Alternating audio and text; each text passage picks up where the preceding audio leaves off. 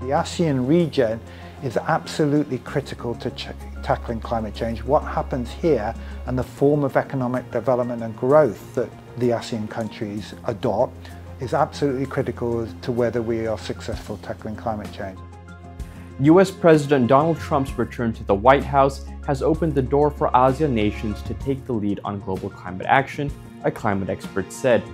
Bob Ward, Policy and Communications Director at the Grantham Research Institute on Climate Change and the Environment at the London School of Economics, said the US is no longer a reliable international partner on many issues, including climate change, citing its withdrawal from global climate efforts such as the Paris Agreement.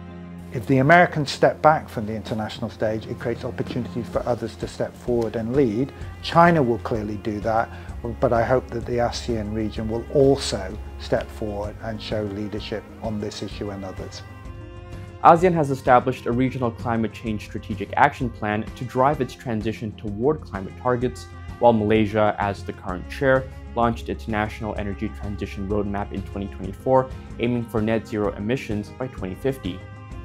Ward also said switching to alternative energy sources would be economically prudent for developing countries, citing China's leadership in renewable energy, electric vehicles, and clean tech exports.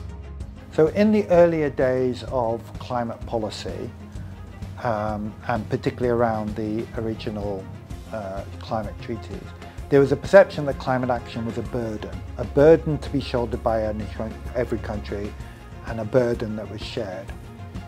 And therefore there was incentive for countries to shift the burden onto others.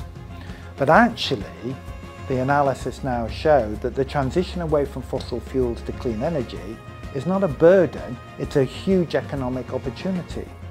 So it's now no longer about burden sharing, but more about who can seize the opportunities most. Danish Rajareza, FMT.